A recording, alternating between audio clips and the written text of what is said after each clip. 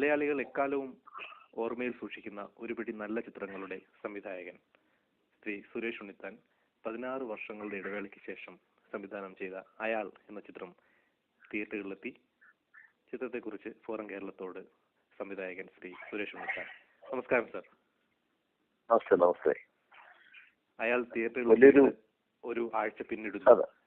പ്രേക്ഷകരുടെ ഭാഗത്തു നിന്നും അതുപോലെ സിനിമാ രംഗത്ത് പ്രവർത്തിക്കുന്നവരുടെ അടുത്തു നിന്നും നിരൂപകരുടെ ഭാഗത്തു നിന്നും ഒക്കെയുള്ള പ്രതികരണം എങ്ങനെയാണ്? സംവിധായകൻ എന്ന നിലയിൽ താങ്കൾ സന്തുഷ്ടനാണോ? സന്തോഷമാണ്. കാരണം വളരെ നല്ല റിപ്പോർട്ടുകളാണ് എനിക്ക് കിട്ടിയിട്ടുള്ളത്. ഉദാഹരണത്തിന് ഹിന്ദു പത്രം അവര് ഒരു റിവ്യൂ എഴുതി, അതുപോലെ തന്നെ ടൈംസ് ഓഫ് ഇന്ത്യ റിവ്യൂ എഴുതി. അങ്ങനെ ഒരുപാട് നിങ്ങളെപ്പോലുള്ള നെറ്റില് ഉള്ള മീഡിയാസ് അവര് വളരെ നല്ല റിവ്യൂസ് പറയുന്നു. അപ്പം അത് ഒരു വളരെ നല്ലൊരു പ്രതികരണമാണ് എനിക്ക് കിട്ടിയിട്ടുള്ളത്. അതിൽ കണ്ടവരാരും തന്നെ ഒരു മോശപ്പെട്ട ചിത്രം എന്ന് പറഞ്ഞു കേട്ടില്ല. ഒരു വ്യത്യസ്തതയുണ്ട്, ഐഡന്റിറ്റി ഉണ്ട് എന്നൊക്കെയാണ് അഭിപ്രായം വന്നിട്ടുള്ളത്.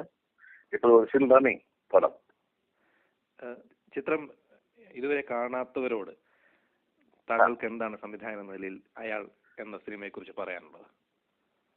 അയാൾ എന്ന ചിത്രം നമ്മുടെ മലയാളി പ്രേക്ഷകർക്ക് കാണാൻ വേണ്ടി 14 വർഷത്തെ ഇടവേളയ്ക്ക് ശേഷം ഒരുപാട് റിസർച്ച് ചെയ്ത് കഷ്ടപ്പെട്ട് ഉണ്ടാക്കിയ ചിത്രമാണ്.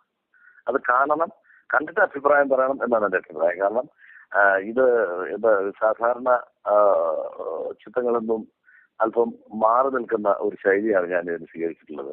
പ്രത്യേകിച്ച് പ്രമേയപരമായിട്ട് പറയുകയാണെങ്കിൽ ഇത് 50കളുടെ അവസാനത്തിലെ കുട്ടനാടാണ്. അവിടെ കേരളത്തിലെ സാംസ്കാരികമായിട്ടും അല്ലാതെ പൊളിറ്റിക്കലായിട്ടും കൊണ്ട് മാറ്റം വന്ന ഒരു കാലഘട്ടമാണത്. ആ കാലഘട്ടത്തിലുള്ള കുറെ മനുഷ്യരുടെ കഥയാണ് പറയുന്നത്. അതിന് പ്രധാനപ്പെട്ട കഥാപാത്രം എന്ന് പറയുന്നത് ഗുരുദാസൻ എന്ന പുള്ളുവൻ. അതാണ് ലാഡ് ചെയ്യുന്ന ക്യാരക്ടർ. ഗന്ധർവ വീക്ഷണമുള്ള ഗുരുദാസൻ എന്ന പുള്ളുവന്റെ കഥ. അയാളുടെ ജീവിതത്തിലൂടെ കടന്നു പോകുന്ന അയാളുടെ ഭാര്യ, അയാളുടെ ഭാര്യയുടെ സഹോദരി, അയാളുമായി ബന്ധപ്പെടുന്ന ഒരവസ്ഥ ഉണ്ടാകുന്ന, അയാളുമായി പ്രളയം സൂക്ഷിക്കുന്ന ജന ചെയ്യുന്ന ക്യാരക്ടർ ദേവകി അന്തർജനം. അങ്ങനെ അവരിലൂടെയാണ് കഥ പോകുന്നത്. വളരെ ഡിഫറന്റ് ആയിട്ടൊരു പ്ലേസാണ്. പിന്നെ ഈ നമുക്ക് നഷ്ടപ്പെട്ടു പോയ നമ്മുടെ മലയാള തനിമ നിലനിർത്തണം എന്ന് ആഗ്രഹിക്കുന്നു. കാരണം ഇങ്ങനത്തെ കുട്ടനാട് ഇനി ഒരിക്കലും കാണാൻ പറ്റില്ല വരും കാലങ്ങളിൽ. ഒരു പക്ഷേ ഇപ്പം എന്റെ പടത്തിലായാലും ആമയിലായാലും ഒക്കെ കാണിച്ചിട്ട് കുട്ടനാടെന്ന് പറയുന്നത് ഭംഗിയുള്ള കുട്ടനാടാണ്, കാണുമ്പോൾ മനസ്സിലാവും. അതുകൊണ്ടൊക്കെ തന്നെയാണ് ഈ ചിത്രം കാണണം എന്ന് ഞാൻ പറയുന്നത്. പിന്നെ വേറൊരു വലിയ പ്രത്യേകത, ഈ നമുക്ക് മനാശാല അമ്പലവുമായി ബന്ധപ്പെട്ടുള്ള സർപ്പം പാട്ടുകള്, സർപ്പം തുള്ളല്, അതൊക്കെ ട്രഡീഷണൽ ആയിട്ടുള്ള അതിന്റെ ആ രീതിയിൽ തന്നെ അതിന്റെ വൃത്തിയും ഐഡന്റിറ്റി നഷ്ടപ്പെടാതെയാണ് ഞാൻ ചെയ്തിട്ടുള്ളത്.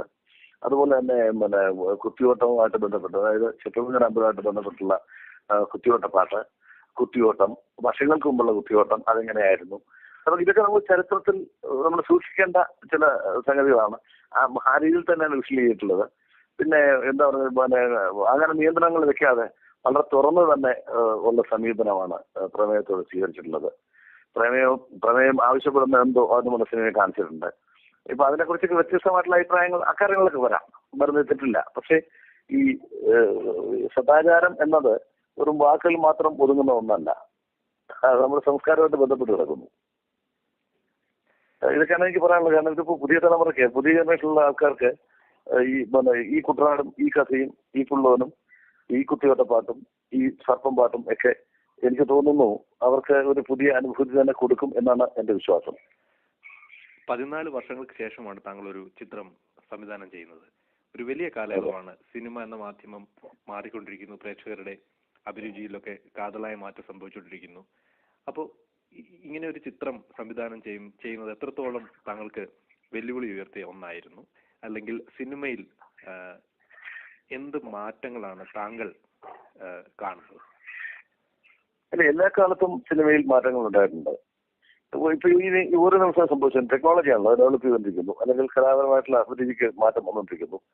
എന്തൊക്കെ പറഞ്ഞാലും ശരി, എന്നും ഉള്ളത് നല്ലതും ചീത്തയും രണ്ടാണുള്ളത്, അല്ലെ? ഒന്ന് നല്ലത്, മറ്റൊന്നും ചീത്ത. ഇത് നല്ലതിനെ സ്വീകരിക്കും എന്നുള്ള വിശ്വാസത്തിൽ തന്നെയാണ് ഇത്തരം പേരെടുത്ത് ഇങ്ങനെ ഒരു സബ്ജക്റ്റിലേക്ക് ഞാൻ കയറിയതും ഇങ്ങനെ സബ്ജക്ട് സിനിമയാക്കാനായിട്ട് ഞാൻ ശ്രമിച്ചത്. പിന്നെ ഈ 14 വർഷത്തെ ഇടവേളകൾ എന്ന് പറയുമ്പോൾ, ഈ 14 വർഷവും ഞാൻ സിനിമ കാഴ്ചക്കാരനായിട്ടും സിനിമാ പ്രവർത്തകരുമായിട്ട് ബന്ധപ്പെട്ടൊക്കെ തന്നെ ഉണ്ടായിരുന്നു. സിനിമയുമായിട്ടുള്ള സമാന്തരമായി പോകുന്ന സീരിയൽ മേഖലയിൽ ഞാൻ വളരെ സജീവമായിരുന്നു. അപ്പം സിനിമയിൽ നിന്ന് ഒരുപാട് മാറി എന്ന് പറയാൻ പറ്റത്തില്ല. സിനിമ ഞാൻ ചെയ്തില്ല എന്നല്ലേ ഉള്ളൂ. എനിക്ക് അനുകൂലമായ സാഹചര്യം വന്നപ്പോൾ ഞാൻ സിനിമയിലേക്ക് തിരിച്ചു വന്നു. എനിക്ക് ഇഷ്ടപ്പെട്ട പ്രമേയം കിട്ടിയപ്പോൾ ഞാൻ സിനിമയിലേക്ക് തിരിച്ചു വന്നു.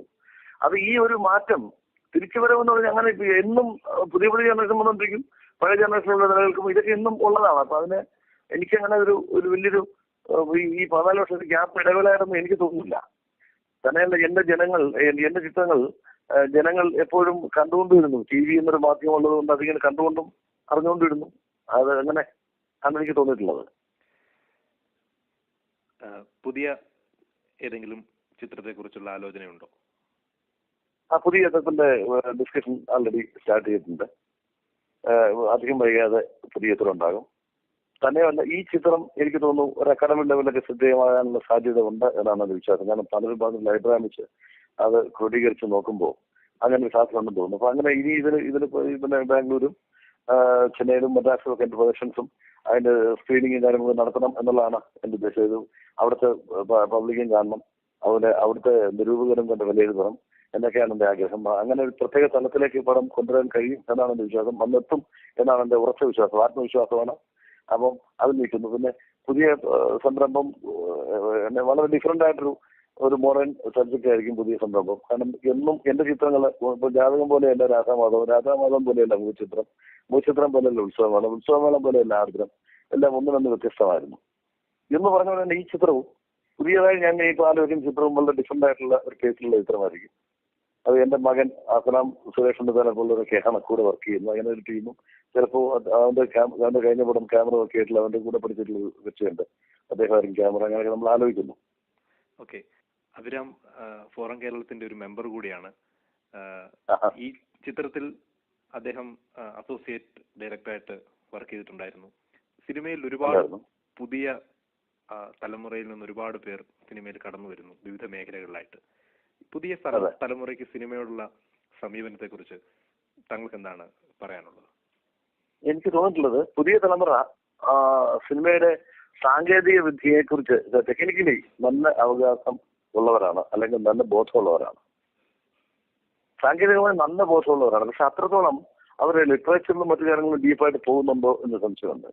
എന്റെ വിശ്വാസമുണ്ട്, സിനിമ എന്ന് പറയുമ്പോൾ അതിനകത്ത് തമാശയാണെങ്കിലും സീരിയസ് ആയിട്ടുള്ള വിഷയമാണെങ്കിലും ശരി, അതിനകത്തൊരു പ്രമേയം, ശക്തമായൊരു പ്രമേയം ഉണ്ടായിരിക്കണം എന്ന് വിശ്വസിക്കുന്ന ആളാണ് ഞാൻ. അങ്ങനെ ത്രെഡിൽ നിന്ന് ഡെവലപ്പ് ചെയ്തിട്ടുള്ള ഒരു കഥയിലോ തിരക്കഥയിലോ സിനിമ ഉണ്ടാവേണ്ടത്. ആ അർത്ഥത്തിൽ എനിക്ക് തോന്നുന്നത് ഒരുപാട് എന്താ പറയുന്നത് പോലെ ഒരുപാട് ഇവര് ഇനിയും ശ്രദ്ധിക്കേണ്ടിയിരിക്കുന്നത് എനിക്ക് തോന്നുന്നു. പക്ഷെ സാങ്കേതികമായി വളരെ മികച്ച സിനിമകളാണ് അവരുടെ.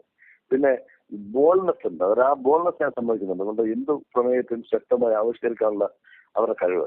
പിന്നെ എനിക്ക് പുതിയ തലമുറയുടെ സിനിമ ഇഷ്ടമാണ്. ഞാനവരുടെ സിനിമ കാണുന്നു, ഇഷ്ടപ്പെടുന്നു, ഞാനവരെ സ്നേഹിക്കുന്നു, അതൊക്കെ വേണ്ട കാര്യം. എനിക്ക് തോന്നിയൊരു അഭിപ്രായമാണ്. കാരണം കുറച്ചുകൂടി ഗൗരവമായിട്ട് ഒരു വിഷയങ്ങളെ കാണണം, സമീപിക്കണം എന്നെനിക്ക് തോന്നുന്നു. പിന്നെ മലയാളത്തിന്റെ ആയിട്ടൊരു തനിമയുണ്ട്, മലയാള സിനിമ ഒരു പൈതൃകമുണ്ട്. അത് നിലനിർത്തിക്കൊണ്ട് വേണം സിനിമകൾ ചെയ്യാൻ. അല്ലാത്ത വിഷയങ്ങൾ ഉണ്ടാകാം, എന്നാൽ അങ്ങനെയുള്ള വിഷയങ്ങളും കൈകാര്യം ചെയ്യണം എന്നാണ് എന്റെ അഭിപ്രായം. വളരെയധികം നന്ദി ഞങ്ങളോട് സംസാരിച്ചതിന്. അയാൾ എന്ന ചിത്രം വലിയ വിജയമാകട്ടെ. ഇനി വരാനിരിക്കുന്ന താങ്കളുടെ സിനിമകൾക്കും വിജയാശംസകൾ നേരുന്നു. താങ്ക്സ്.